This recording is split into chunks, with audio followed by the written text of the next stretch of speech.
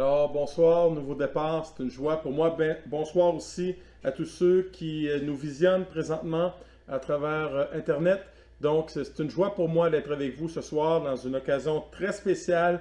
Premier vendredi saint virtuel entre nous et vous à la maison. Et nous avons l'habitude depuis plusieurs années, on faisait des repas ce vendredi soir, des repas d'évangélisation, et où on parlait de la croix de Jésus, de ce que Jésus avait accompli pour nous à la croix. Et cette année, à cause du confinement et de l'interdiction d'avoir des rassemblements, eh bien, c'est un vendredi tout spécial où je m'invite chez vous. Donc, merci d'être là. Merci d'être avec moi pour ce vendredi spécial. Et nous allons parler bien sûr de la croix, de ce qu'elle signifie aujourd'hui, ou plutôt de ce qu'elle ne signifie pas aujourd'hui. Aujourd'hui, la croix est plus un symbole de décoration, un symbole qu'on peut porter comme un bijou, mais où la signification a perdu tout son sens. Et plusieurs personnes portent ce petit bijou au cou, mais tellement loin de leur pensée, tellement loin de leur cœur, tellement loin de leurs préoccupations. La croix est un symbole historique qui nous rappelle quoi au juste? Une légende, un mythe, un homme bon, révolutionnaire, qui, ayant causé l'envie et la jalousie de ses contemporains, ont trouvé l'idée de le clouer sur une croix. Mais pour nous ce soir, quelle est cette signification? La croix est beaucoup plus pour nous qu'un symbole. La croix est pour moi le message que je suis un pécheur et que j'ai besoin d'un sauveur. La croix est pour moi le sacrifice d'un amour inconditionnel. La croix signifie que Jésus a payé la dette de mon péché. Il y a une raison pourquoi je crois en Dieu. Je vais ouvrir une parenthèse pour nous faire comprendre le pourquoi de la croix. Je crois en Dieu. Je crois qu'il existe. Mais je ne le crois pas. Oui, la science, bien sûr, nous prouve de plus en plus aujourd'hui l'existence de Dieu. Mais je crois en Dieu parce que je crois à l'amour, parce que je vois l'amour. Et que l'amour ne peut pas venir du hasard, l'amour ne peut pas venir du Big Bang, d'un atome ou d'une molécule quelconque. L'amour doit venir assurément d'une personne, d'un être intelligent et aimant, d'un être qui veut aimer. L'amour me prouve que Dieu existe, mais surtout me prouve que Dieu m'aime, car Dieu est amour. Il y a aussi une raison pourquoi je crois au diable. Je crois au diable parce que je vois le mal. Je crois au diable parce que j'ai expérimenté le péché et que je vois le péché aussi dans la vie des gens. Je crois au diable parce que le péché existe. Et il faut être aveugle ou sourd pour ne pas s'en rendre compte. Le mal et le péché, comme l'amour, ne peuvent pas être arrivés par hasard. Le mal et le péché sont arrivés par une personne foncièrement mauvaise, voulant détruire la vie, voulant ruiner la vie, ne voulant pas le bonheur pour les gens. Le péché vient d'un être qui veut détruire et ruiner la vie. Alors je crois au diable parce que le mal et le péché est présent. Et la preuve de cela, nous naissons avec cette nature pécheresse. Et je l'ai vu très très tôt dans la vie de mes enfants où un jour, à l'âge de 4 ans, Rebecca, pour une raison quelconque, prend le bras de son petit frère d'1 an et le mord. Et j'ai réalisé à ce moment-là que le mal et le péché est en dedans de nous et à la naissance. Mais qu'est-ce que le péché? Que signifie le péché? Il y a 5 mots grecs dans la Bible qui nous définit le péché. Qui nous définit que le péché, c'est manquer la cible. C'est traverser une ligne que nous ne devions pas traverser. C'est enfreindre une loi, dépasser, tomber, avoir une dette envers quelqu'un. La définition du terme grec traduit par péché, c'est littéralement manquer la cible. Quelqu'un a dit, vivre dans le péché, c'est faire fausse route. C'est être quelqu'un qu'on n'est pas vraiment. Saint Ignace de Loyola a dit ceci. Le péché, c'est de refuser de croire que Dieu veut mon épanouissement et mon bonheur. Comme le COVID-19 m'empêche présentement d'être pleinement heureux, pleinement libre, le péché m'empêche d'expérimenter le bonheur que Dieu a pour moi. La liberté qu'il a pour moi. Et oui, il y a un bonheur qui porte un nom. Il y a un bonheur qui porte mon nom. Un chanteur français chantait il y a quelques années, « Il est où le bonheur, il est où? Et j'aimerais te dire ce soir que le bonheur, le vrai bonheur, il est en Dieu seul. Refuser Dieu, c'est refuser le vrai bonheur. Je le dirais comme ceci, le péché, c'est de refuser d'être aimé comme Dieu veut m'aimer. Et c'est ça le bonheur. Il m'aime comment Dieu? Il m'aime comme Jean 3,16 me le dit. Car Dieu a tant aimé le monde qu'il a donné son Fils unique, afin que quiconque croit en lui ne périsse point, mais qu'il ait la vie éternelle. Et j'aimerais vous dire ce soir, j'aimerais te dire ce soir, toi qui m'écoutes, que la croix n'est pas une patère où l'on peut accrocher nos choses religieuses. Nos efforts humains ne peuvent nous amener à Dieu.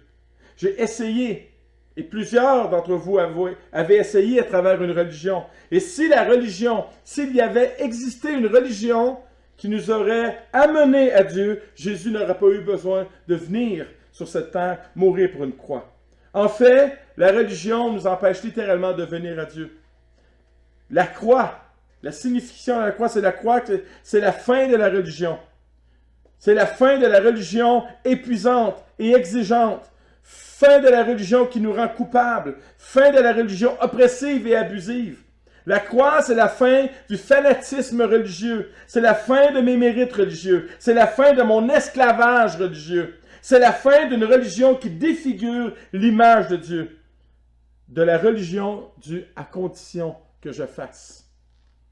La croix, c'est la fin des efforts humains. C'est la fin de trouver une façon d'atténuer la colère de Dieu. La croix, c'est la fin de la peur de la mort. La croix, c'est la fin de la peur de Dieu. Mais aussi, la croix, c'est le début de ma liberté. La croix, c'est ce qui résiste au feu du jugement de Dieu. La croix résiste à sa colère. La croix, c'est la réconciliation avec Dieu. C'est le juste qui meurt pour l'injuste. C'est le parfait qui meurt pour l'imparfait. C'est le meilleur qui meurt pour le pire. La croix, c'est le Fils bien-aimé de Dieu qui subit sa colère pour moi. La croix, c'est l'amour sans frontières. C'est le message que je suis accepté de la part de Dieu. C'est le paiement de ma dette entière. Et ce soir, je vous appelle à expérimenter pleinement cette croix. Mon premier point ce soir, expérimenter pleinement la croix, c'est expérimenter pleinement son amour. Expérimenter la croix, c'est littéralement baigner dans son amour. Et l'homme a besoin d'être aimé. Et Dieu le sait. Et c'est Dieu qui a placé ce désir d'amour en chacun d'entre nous. Louis Chédid l'explique comme ceci. L'amour, l'amour, l'amour, l'amour. Tout le monde en veut, tout le monde en manque. L'amour, l'amour, l'amour, l'amour. Tout le monde en parle. L'amour nous hante. J'ai besoin d'être aimé. Tu as besoin d'être aimé. Et Dieu le savait. Mon besoin d'être aimé vient de lui. Et il y a 2000 ans, Dieu m'a prouvé à quel point il pouvait m'aimer. Et c'est le moyen le plus puissant qu'il a trouvé pour m'attirer à lui. Et c'est le seul moyen qu'il a trouvé pour m'attirer à lui. Jérémie Taylor l'explique en ce sens. L'amour est la plus grande chose que Dieu puisse nous donner, car il est lui-même amour. Le passage le plus populaire, le plus connu de la Bible. Et je le répète et je le relis. Car Dieu a tant aimé le monde qu'il a donné son Fils unique, afin que quiconque croit en lui ne périsse pas, mais qu'il ait la vie éternelle. L'un ne va pas sans l'autre. Expérimenter la croix et expérimenter son amour vont ensemble. Si je doute de l'amour de Dieu, c'est ce que je n'ai pas réellement compris de ce qui s'est vraiment produit à la croix. La croix est la définition sublime, la définition suprême, la plus élevée de l'amour. Comme John Stott le dit si bien, si nous voulons vraiment connaître la définition de l'amour, nous ne devons pas la chercher dans un dictionnaire, dans une personne, dans une chose, mais à la croix du Calvaire. Expérimenter pleinement la croix, c'est expérimenter pleinement son amour. Si nous pouvions saisir cet état de fait, cela changerait radicalement notre vie. Mais nous doutons de son amour quand nous le voyons comme un Dieu colérique. Quand nous en avons peur, et je connais des frères et des sœurs qui ont encore peur de la colère de Dieu, que la colère de Dieu vienne sur leur vie, que la colère de son jugement vienne sur leur vie. Et pourtant, dans 1 Jean 4, versets 16 et 18, le verset 16 nous dit « Dieu est amour ». Mais regardez le verset 18. La crainte n'est pas parfaite dans l'amour, mais l'amour parfait bénit la crainte, car la crainte suppose le châtiment, et celui qui craint n'est pas parfait dans l'amour. Celui qui craint, qui a peur encore du jugement de Dieu, n'a pas compris et ou n'expérimente pas ce qui s'est accompli à la croix. Dans un véritable amour, il n'y a pas de place pour la crainte, car l'amour vrai chasse toutes sortes de craintes, toute trace de crainte. La crainte suppose l'idée d'une culpabilité, tu n'es plus coupable. Aussi loin je peux être, le Dieu qui ne change pas m'aime. Aussi grave ce que j'ai pu faire, le Dieu qui ne change pas est amour. Aussi insultant ai-je pu être envers Dieu, le Dieu qui ne change pas est encore amour. Aussi rebelle, aussi repoussant, aussi laid que je peux être, dans mes paroles, dans mes gestes parfois, Dieu reste amour. Rien ne change qui il est. Il est amour. Rappelez-vous de la parabole du fils prodigue qui sur un élan d'égoïsme extrême, demande son héritage et part à la recherche du bonheur, cherchant le bonheur dans une vie de débauche, dans une vie débridée. Il cherche le bonheur dans les choses qui ne lui donnent pas le bonheur, jusqu'au point où il perd tout, où il ne lui reste plus rien que maintenant de nourrir des porcs. Mais il entre en lui-même.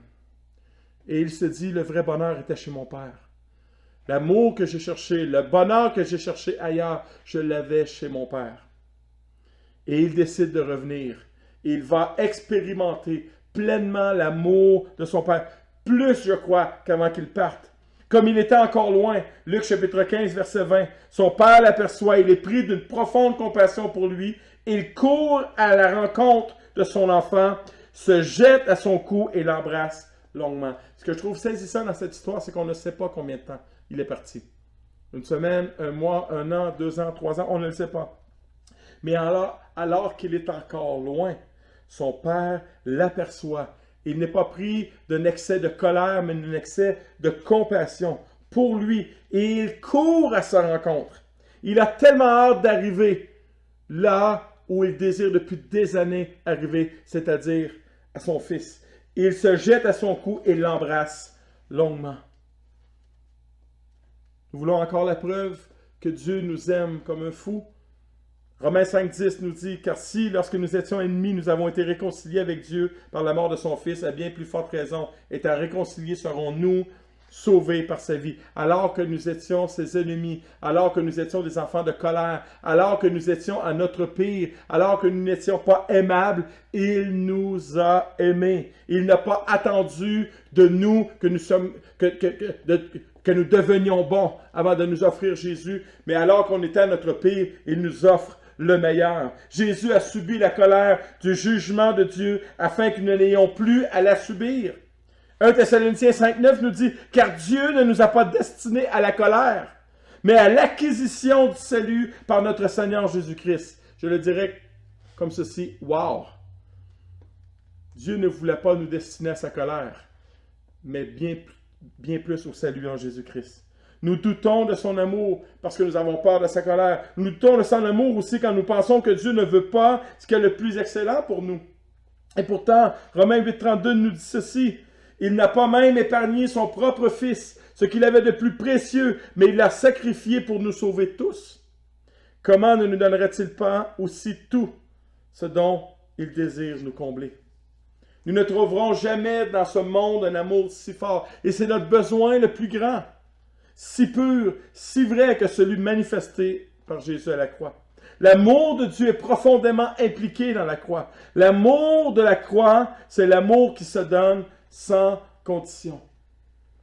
Et j'ai lu une citation de William Vanstone dernièrement qui dit ceci. L'amour authentique se caractérise par le don total de soi, par les risques qu'il prend sans même avoir la certitude de réussir, et par sa vulnérabilité à la souffrance. En effet, en donnant son Fils pour mourir à la place des pécheurs, Dieu s'est exposé au risque de connaître l'affront de l'indifférence et du mépris. Dieu prend le risque, dans son amour, que je sois indifférent. Dieu prend le risque, dans son amour, que je lui obéisse. Dieu prend le risque d'aimer sans qu'il ne le soit de ma part. Dieu m'aime et il m'invite pleinement à expérimenter son amour manifesté à travers Jésus à la croix. Quelqu'un a dit, l'amour de Dieu s'est dépensé en se donnant et il s'est dépensé sans compter et sans réserve. Il s'est vidé et épuisé pour moi. Voilà ce que Jésus a fait à la croix. Par amour, pour moi, pour toi. Mon deuxième point. Expérimenter pleinement la croix, c'est expérimenter pleinement son pardon. La croix sans amour ne vaut rien. La croix sans pardon ne vaut pas grand-chose non plus. La croix est le message de l'amour de Dieu, mais elle est aussi le message du pardon inconditionnel de Dieu. Pour moi, pour toi. Le message que l'humanité soit réconciliée. Il veut, et c'est son désir, que nous soyons réconciliés avec lui. Un message qui rend heureux, un message qui libère, un message qui apporte la paix, un message qui apporte l'espoir.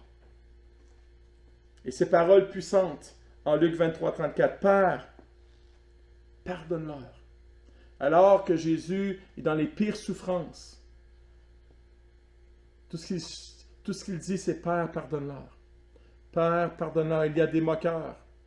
Il y a les gens qui l'ont crucifié. Il y a les gens qui l'ont abandonné. Il y a les gens qui l'ont rejeté, qui l'ont méprisé. Père, pardonne-leur. Quelle parole puissante. Expérimenter pleinement la croix, c'est expérimenter pleinement son pardon. Expérimenter pleinement son pardon, c'est expérimenter pleinement le bonheur, la liberté, la liberté d'être libre de la culpabilité. C'est d'expérimenter la paix. La source de ce pardon est en Dieu seul. Paul Tillich le dit comme ceci.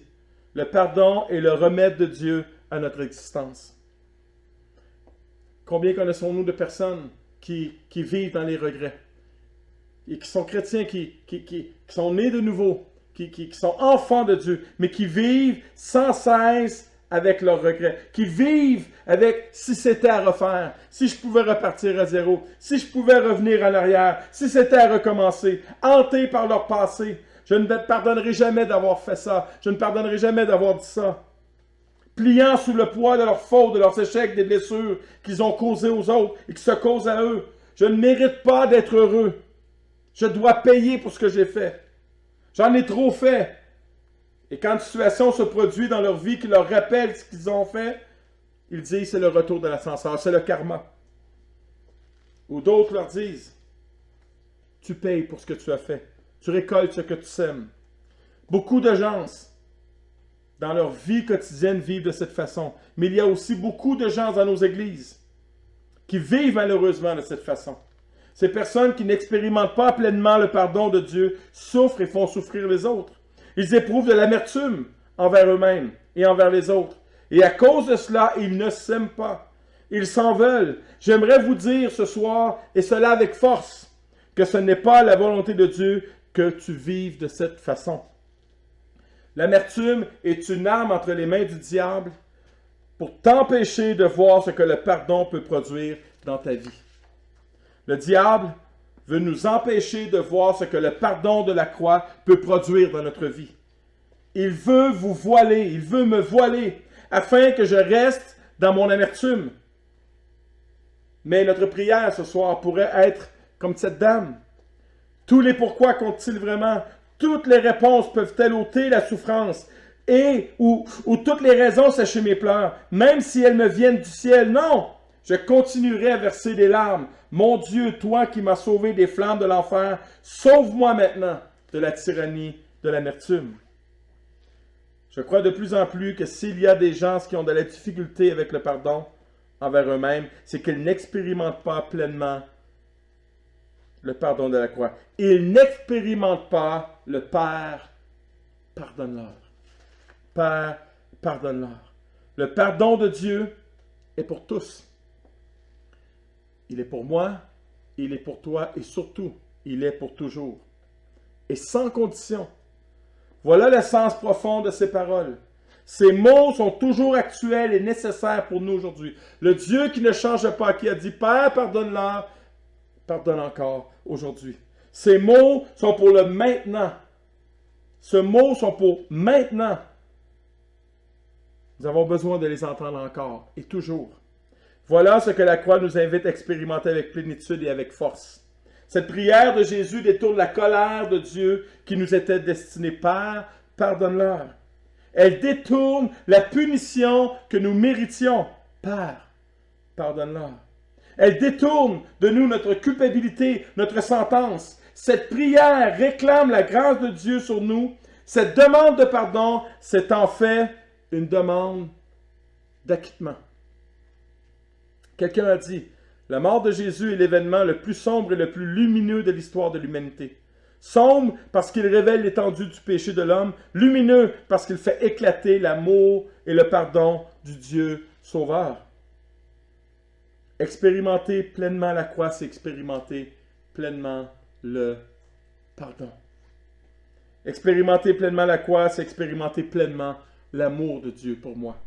Et mon dernier point ce soir, expérimenter pleinement la croix, c'est expérimenter pleinement le tout accompli de Jésus. Vivre pleinement mon acquittement. Ésaïe 53, versets 4 et 5. Cependant, ce sont nos souffrances qu'il a portées. C'est de nos douleurs qu'il s'est chargé. Et nous l'avons considéré comme puni, frappé de Dieu, humilié. Mais il était blessé pour nos péchés. Mes péchés, brisé pour nos iniquités, mes iniquités. Le châtiment qui nous donne la paix est tombé sur lui, et c'est par ses meurtrissures que nous sommes guéris. Est-ce que tu vis ce soir dans le tout accompli de Jésus? Jean 19, verset 30. Tout est accompli. Il n'y a plus rien à faire. Il n'y a plus aucune religion qui peut essayer maintenant de m'atteindre, d'atteindre le ciel, d'atteindre le Père. Tout est accompli. Marche dans le tout accompli de Dieu. Et l'expression tout accompli, c'était une expression grecque du temps de Jésus que chaque personne présente pouvait comprendre.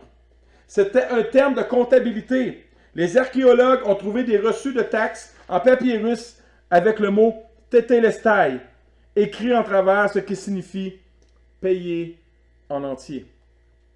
La personne était entièrement libérée de sa dette. Elle ne marchait plus avec ce fardeau. Elle marchait libre de toute contrainte que pouvait lui faire subir cette dette. Est-ce que tu marches dans le tout accompli, dans le tétélestai de Jésus à la croix?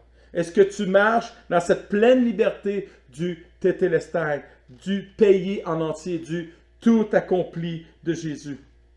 Colossiens chapitre 2, verset 14 nous dit « Il a effacé l'acte dont l'ordonnance nous condamnait, qui subsistait contre nous, et il l'a détruit en le clouant à la croix. » Ce qui était écrit, ton acte d'accusation, le sang de Jésus a effacé l'acte d'accusation, l'acte de culpabilité. Il l'a détruit à la croix. Il n'existe aucune trace du document pour nous accuser.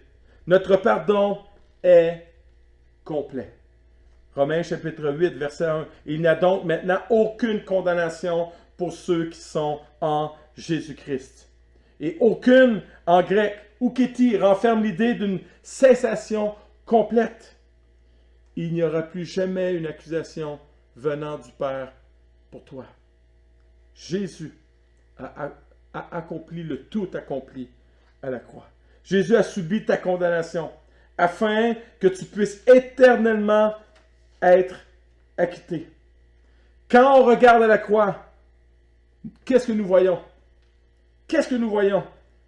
Nous voyons Jésus, mais nous voyons aussi le menteur, le médisant, le tricheur, l'alcoolique, l'obsédé de la pornographie, l'obsédé du jeu. Nous voyons le meurtrier, nous voyons le voleur. Et c'est ce que Jésus était sur la croix. Il était moi, il était toi, le pécheur. Pleinement expérimenter la croix, c'est pleinement expérimenter l'amour. Pleinement expérimenter la croix, c'est pleinement expérimenter le pardon. Et pleinement expérimenter la croix, c'est pleinement expérimenter le tout accompli de Jésus. Et ce soir, c'est ma prière que tu puisses pleinement expérimenter la croix. Expérimenter ce que Dieu a accompli, ce que Jésus a accompli pour toi à la croix, ce qu'il a porté pour toi. La croix te libère ce soir, te libère de la culpabilité. Ne marche plus dans la culpabilité, ne marche plus dans les regrets, ne marche plus la tête baissée. Relève la tête ce soir, regarde à la croix et entends ces paroles. Père, pardonne-leur. Entends ces paroles. Tout est accompli. Entends ces paroles ce soir, car Dieu a tant aimé le monde qu'il a donné son Fils unique afin que quiconque croit en lui ne périsse point, mais qu'il ait la vie éternelle. Ce soir, je t'invite à expérimenter la croix. Comment? En prenant avec moi la Sainte Seine, en prenant avec moi le repas du Seigneur.